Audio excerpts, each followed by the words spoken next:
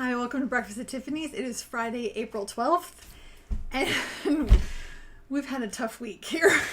But we promised you a follow-up about the solar eclipse and some other stuff happened. So anyway.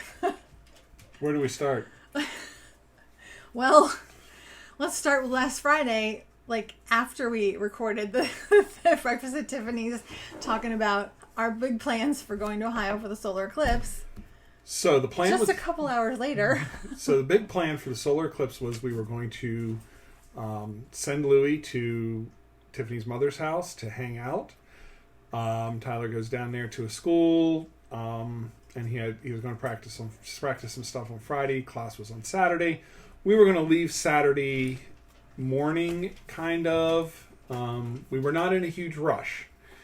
Get up to LaGrange, Ohio, where Tiffany's family lives, and then Sunday see some various members of the family we haven't seen in a very, very long time. That's Sunday. Monday was would be the eclipse, and Tuesday we would drive home. Some things we wanted to accomplish. We were under no great time crunch, no pressure. It was going to be a fairly relaxing time. So, Friday we recorded Breakfast at Tiffany's. Talked a lot about the eclipse. Mm-hmm. I went and got a haircut, finally. Picked up groceries, and I'm driving home. And Tiffany calls me and says, we have to call Dr. Smith. That's Louie, my dog Louie's eye surgeon, because we just had, a month ago, had corrective cataract surgery on his eye, so that one eye, both eyes were blind, but mostly. But we corrected one eye so he could see, and we had this eye drop regimen, lots of drops, 8 times a day, whatever, or 6 times a day, whatever, a lot of drops. But you had all these drops. Anyway, I went to go do the drops around noon, and I realized that, well, first of all, he was acting drunk, like not be able to walk or write, or running into walls and stuff, when he was just seeing just a minute ago. And then I went to put the drop in his eyes, and I opened his eyes, and there was this big clump of pus there, just something that's not supposed to be on his eye. So Tiffany calls me, and I said, we need to get him to an emergency veterinarian immediately. So we call the emergency vet place here in Hagerstown, and they said it's a 4 to 6 hour wait. Well, that's not going to work for us. So we called a couple other veterinary places, and one of them they said, well, we could see Louie in 3 weeks as a new patient. No, that's not going to work either. So we loaded Louie in the car, and we headed to the emergency veterinarian in Frederick. Well, they couldn't see him till 2:30. Oh, yeah. And at this point, we were in the car at 12:45 when I called them. So we came back home for a little bit, and then went to Frederick. Anyway, they saw him pretty quickly, and the doctor says, you need an ophthalmologist. I'm like, well, yeah, but it's... Do you know where one is? Because ours is closed today. So she sent us to a place in Montgomery County that had a veterinary ophthalmologist on staff on that Friday. But we had to get there in 30 minutes, down 270. I covered the distance in 25 minutes. I was watching the clock. But they were really nice, and they kicked us right out of there and didn't even charge us for looking at him.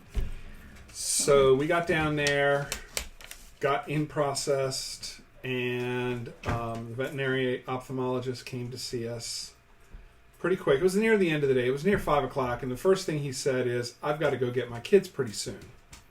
Thank you, doctor.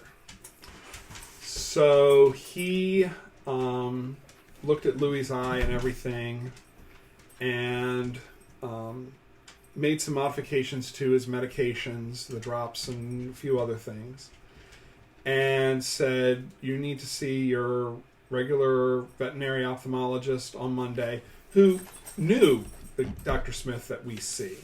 They know each other. And so driving home on Friday afternoon traffic on 270, our doctor calls us, Dr. Smith calls us, And we kind of describe everything and go through the drug regimen and everything. And he says, I want to see Louie on Monday morning. And he said, I think there's a slot at this time. I want to see him. Yes, we'll see him. So we were on our own Saturday, and I was not going to go to Ohio. Well, we were not going to go to Ohio. We were going to miss the Eclipse. Well, because the regimen that they put us on for the weekend was extensive. Yeah. Like 6 types of drops, 8 times a day. It was a lot. It was a long schedule. And I didn't want to put that on anybody. Plus, I just didn't know how. I mean, he was blind again. Like, he could not see from whatever was happening. But Andrew really wanted to see the eclipse, and I told him he should go without me. Just, I really encouraged him to go. We were going to stay with my family, but I said it was fine. Just go. So he did, but he didn't leave till Sunday. So I left on Sunday. And I thought, even though I'm doing this stuff, doing the meds for Louie and everything, I thought I would have like a little staycation.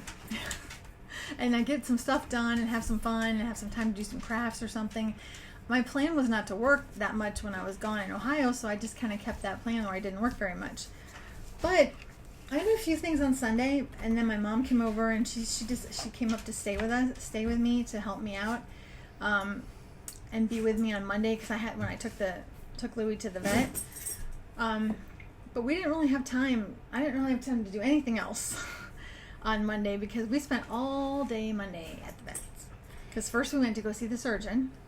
And the surgeon reported that Louie's eye is completely destroyed and must be removed. Otherwise, the infection is going to kill Louie.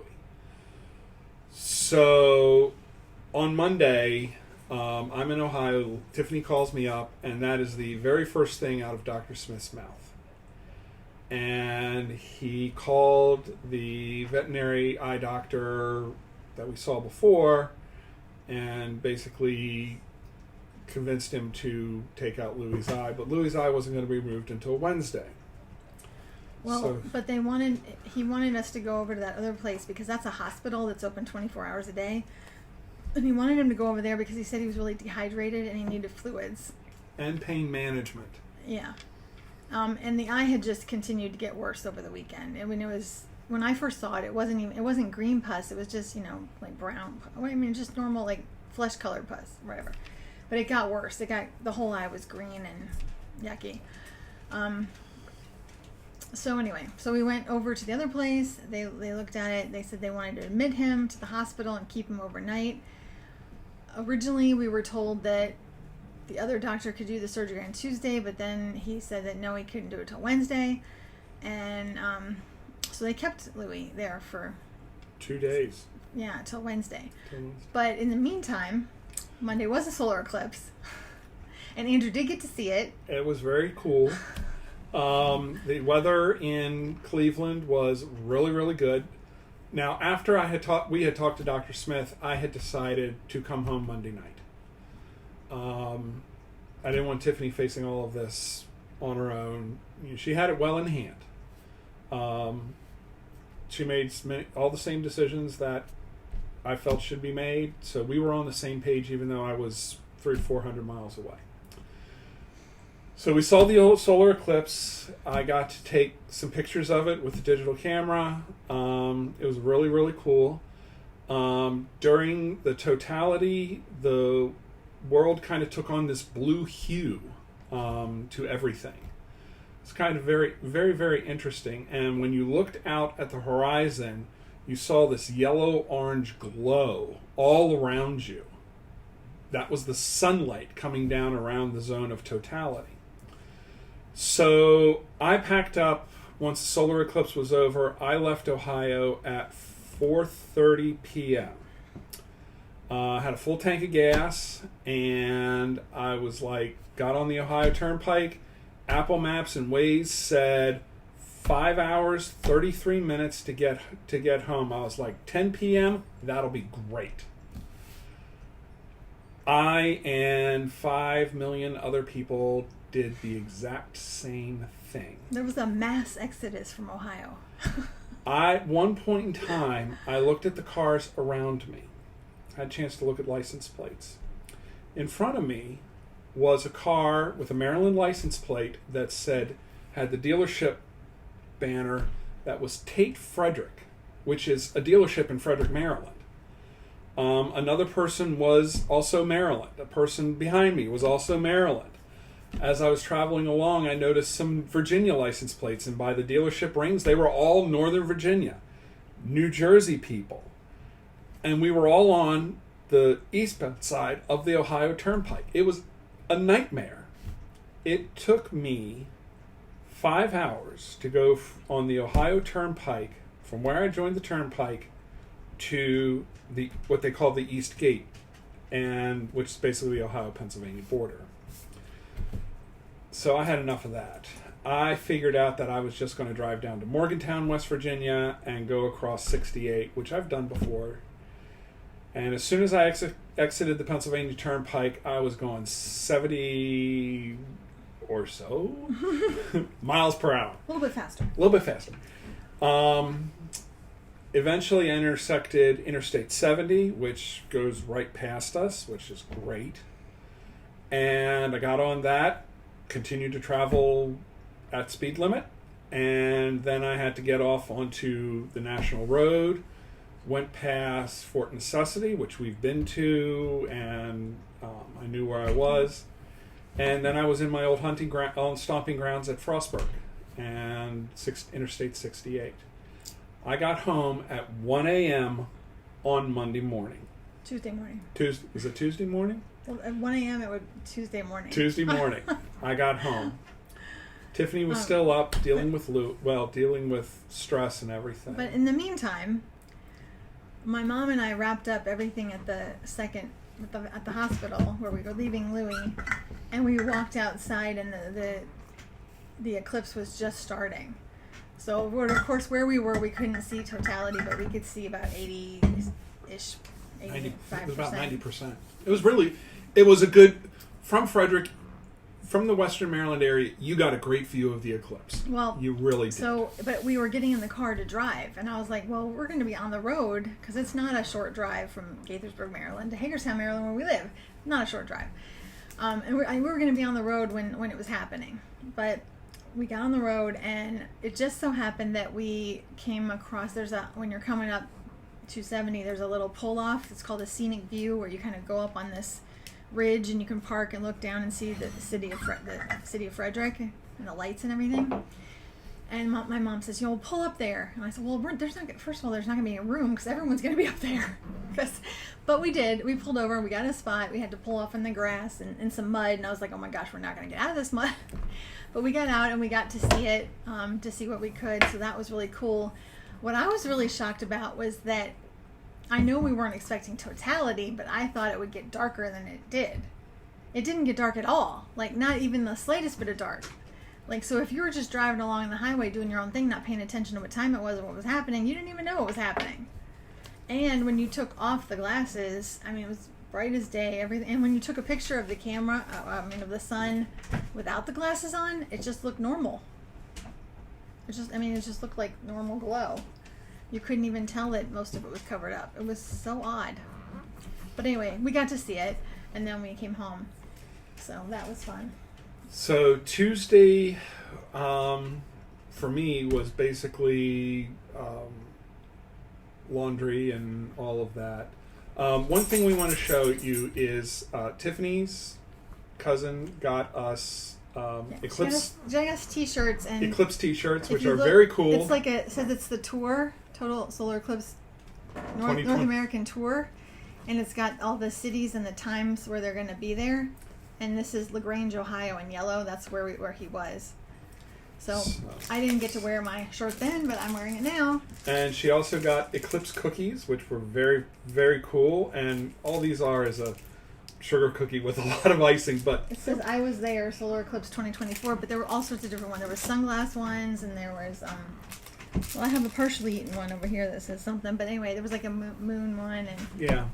So we had a little celebration, and attending the Eclipse, which is really cool, was Tiffany's cousin's children, Annabelle and Clifford. Annabelle's 5, has a love of astronomy, and Clifford was 3, and they really got to see the eclipse. They got to see totality, and they sat for a good hour and 20 minutes for the eclipse, watching, oohing and eyeing. But as soon as totality was over, they went inside to watch television, which was fine. It's not a big deal. But we need to wrap this up. It's freaking long. All right. But Annabelle made the cutest card for Louie. Isn't that cute? And then we even got one from her mom. These really were made my day on Tuesday when I looked at those, because Tuesday was pretty emotional. We couldn't really do anything for Louie on Tuesday. It was just like waiting for the phone calls, getting more information, and then trying to figure out if we were doing the right thing for him. So it was a really hard day. But then on Wednesday, they said the surgery was happening on Wednesday, but they didn't tell us what time.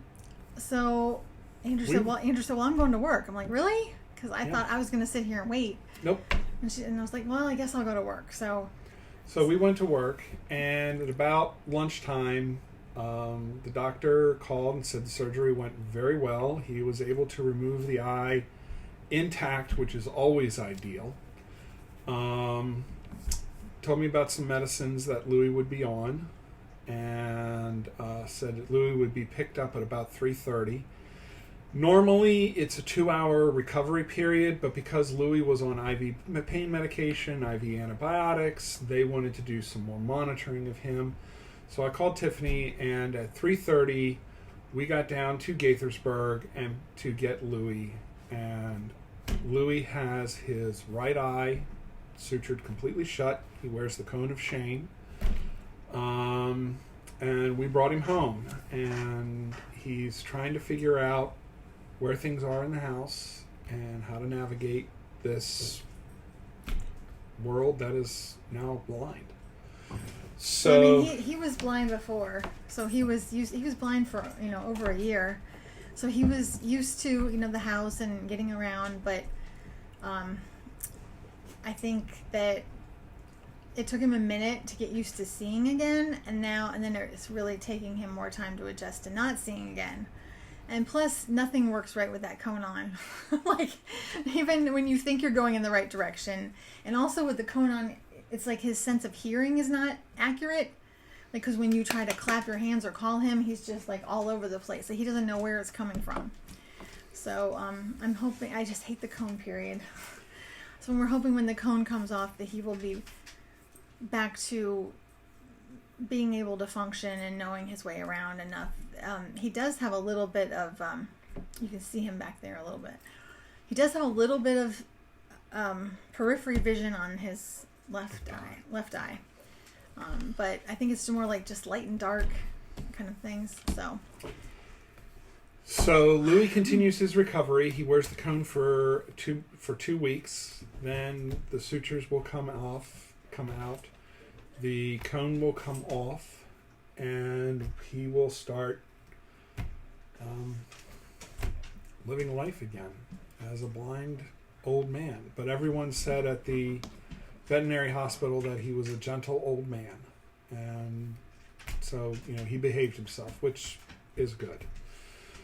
So we'll keep you posted on this, and but Andrew used to always call Louie the Wonder Puppy Yeah. when he was younger. So I called him the Louie the One-Eyed Wonder Puppy. It's a tongue twister. It's a tongue twister. Anyway, that was our week. It was a lot. So not a lot happening in the store this week. Although Andrew did bring a consignment home with him from Ohio. So there is going to be an unboxing soon. So I've been having trouble I guess today and yesterday, trying to get like the readjusting back into work and back into the routine and stuff like that. So I'm working on it, but it's hard because I don't want to. I do the store stuff in the basement, and I don't want to go down to the basement and have him. I don't want him coming down there right now, and I don't want him fussing about me not being here. So it's hard.